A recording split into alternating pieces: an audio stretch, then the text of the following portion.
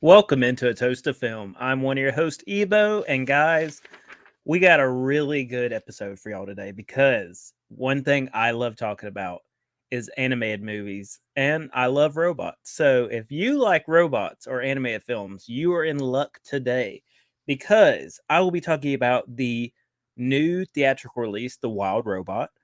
I will also be talking about a Oscar nominee, Robot Dreams, from this year's Oscars. I'll also be talking about a new release at the theater, Azrael.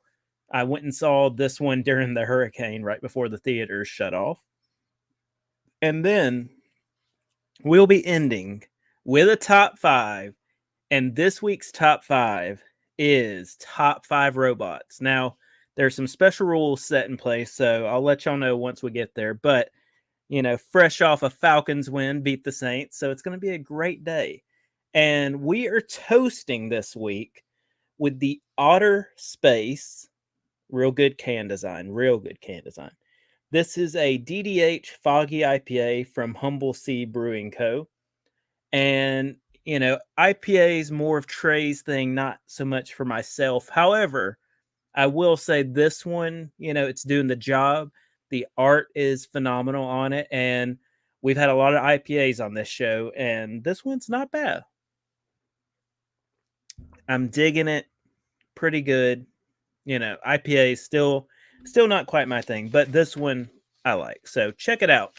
Like I said, really good can design. Seems like a decent company. It'll do the trick. But let's get into it. So I went and saw The Wild Robot. Saw this with my mom, and ran into some friends there, so that was pretty cool. But this one, before we get into the movie, let me tell y'all who this is from. Okay, this is from a legend amongst men. This is from director Chris Sanders. Let me tell y'all what Chris Sanders has done.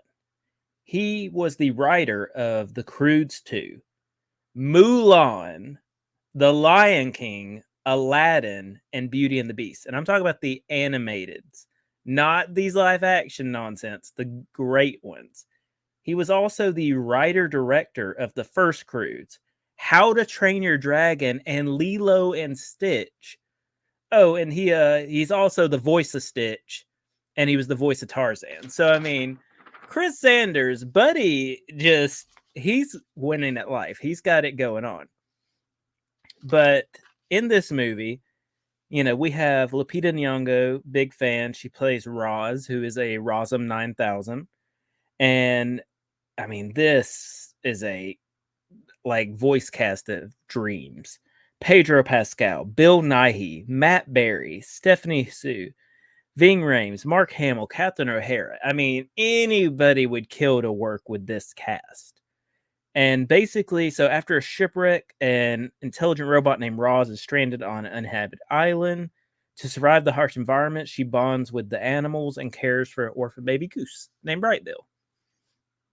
That's a pretty good, synopsis of the film. I think that this movie is wonderful. I'm not going to even play trying to make y'all think that it's not something incredible. This movie is, the animation is beautiful. The story is beautiful. It's something, I'm very notorious amongst my friends for crying during movies, and there was multiple times during this that I did cry. I just think that this movie is truly something special, and it's really cool as Roz is trying to figure out things, and we see all these animals, and Roz is learning about the animals, learning how to communicate with animals, and it's just something really special. So I have to say, Wild Robot, I could not recommend this anymore. I was toying with like a 4.8, but I'm going to bump it up to a 4.9. I don't know what it needs to get that 5.0, but it very well could be a 5.0. But for now, I'm giving it a 4.9 out of 5 cheers. I highly suggest, no matter your age, go see The Wild Robot. Chris Sanders, he doesn't miss. Next up, though, so this was a 2024 Oscar nominee for Best Animated Feature. It's called Robot Dreams. This is from Spain, France, collaboration. I totally messed up that word, but it's fine. We're moving on. It's from director Pablo Berger. And I do know Ivan Labonda voices both dog and robot. And that's because in this movie, there's no dialogue, no speaking. The only time words are heard is like songs played, like September and stuff like that. But no dialogue, just a lot of and once again, I think this movie is just a beautiful movie. Now, it's pretty hard pace-wise to have a film with no words, no dialogue, nothing, and it not feel like it's moving slow. But it's pretty cool because in this world, there's no humans. It's just everybody's animals. So sort of like Zootopia, but there are also like fish in the sea and there are like pigeons. So I don't know what's going on with that, but you have alligators, you got bulls, you got dogs, you got cats, and they're just all trying to live their lives. Got a raccoon, and where Robot Dreams comes in, dog, he's lonely, he orders this robot. They become besties, they go to the beach, and robot gets stuck. Dog has to leave to try and get some help, and they close the beach and won't let him back on the beach. So the robot dreams are robot trying to think about how he would get out and what he's going to do. And it just gives you these really lovely sequences that then you get brought back to reality, like robot's still trapped there by himself on this beach, which is pretty sad. But Robot Dreams, I think this is very unique. France is really delivering an anime. If you haven't seen Ernest de Celestine, that movie, incredible. I bought the sequel, but I've yet to watch it. I got to check that out. But this movie, top tier. You need to check it out. Set in New York City. I think it's wonderful, and I would give it like a 4.2, 4.3 out of 5 cheers. I think it is a top-notch movie.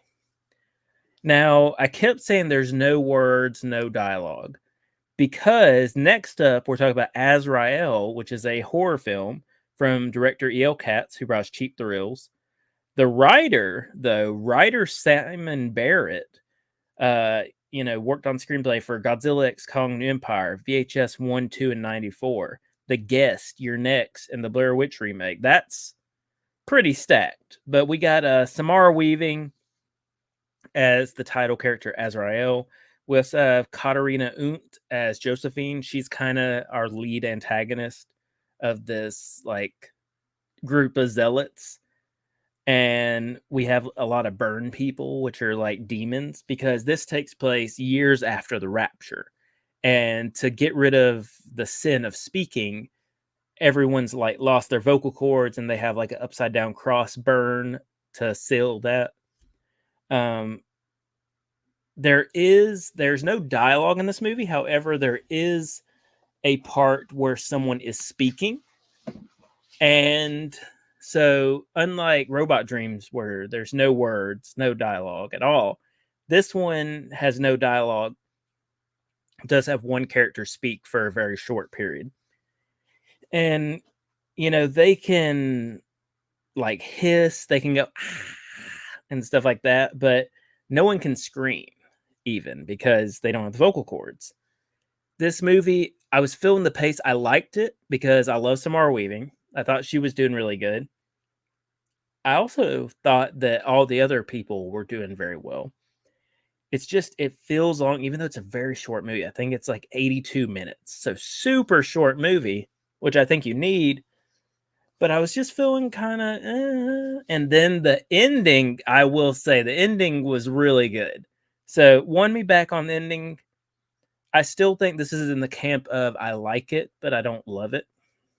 So I would give Azrael like a 3. It's so hard to rate. Maybe like a 3.2 or 3.3 out of 5 cheers. I think it's good. It does the trick, but it's not something to write home about, for me at least. But, hold on. I need a Swixy for this one.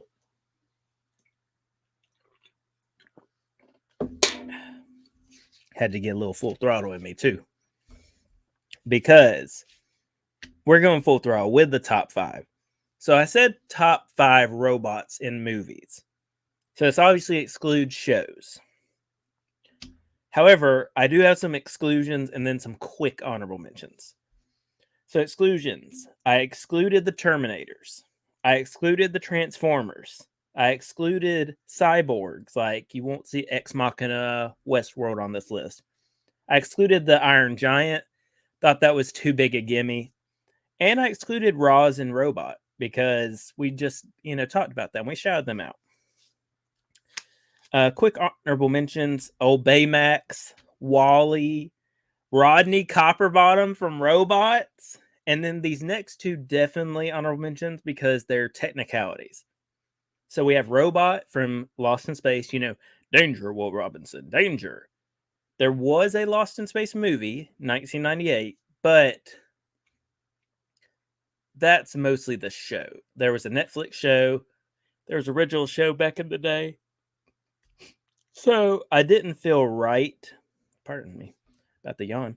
I didn't feel right with Robot. Also, Rosie from the Jetsons. I love Rosie from the Jetsons. However, they did have Jetsons the movie, but Jetsons is known for being a show. So I just didn't feel right doing either of those.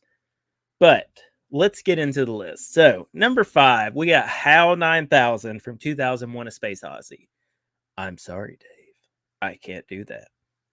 HAL was just so quotable, very minimalist, but so cool. And, pardon me, I love HAL so much. I don't think 2001 is a top tier movie. It was definitely ahead of its time, but I will say I still love old HAL 9000. Number 4, this I actually got from a coworker. So I don't know if I count Vision as a robot. Vision's very tough on how you're going to scale him, but there's no denying Ultron being a robot. So number 4 from the MCU, we got Ultron. Really cool, great voice work, and cool, very cool design.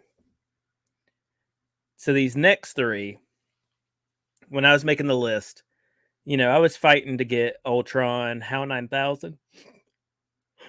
But these next 3, without a shadow of a doubt, were locks for me. At number 3, we got my man Sonny from iRobot. iRobot, I'm here to tell you now, very underappreciated movie. iRobot, Will Smith movie. That is a top tier movie. That is a great movie. Whenever it's on, I'll just watch it. It's so good. And Sonny the Robot, fantastic. Number 2, this one was a 3-way tie because it's the Star Wars trio. C-3PO, human cyborg relations. R2-D2, and my main man, the Rolling Thunder BB-8. That's right. The Star Wars, there's so many memorable robots within the Star Wars franchise, but those 3, I mean, they're the definition of iconic. They're so cool. When you see them, there's no denying what they are. So I had to put them on there. But number 1, without a shadow of a doubt, no one on this list even can wipe the 10 of this man. And that is Johnny number 5 from Short Circuit. Johnny number 5 from Short Circuit 1 and 2. He is so quotable. No disassemble, no disassemble. Or when he's hanging out with the locos, he's such a great character, great voicing, cool design, and I love him so much. Short Circuit, one of my all-time favorite movies, and you just got to put Johnny number 5 at the top of the top 5. But, guys, that's it. We're keeping it short and sweet, like me, and I hope you enjoy. I hope you let me know what you think. Please go check out The Wild Robot. That movie, it deserves all the business.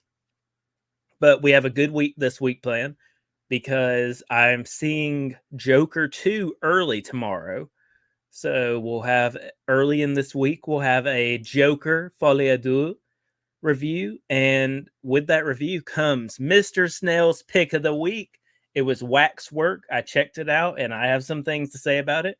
Plus, we will be beginning the Mr. Snail's pick of the week spooky season, which is going to have some very interesting horror movies.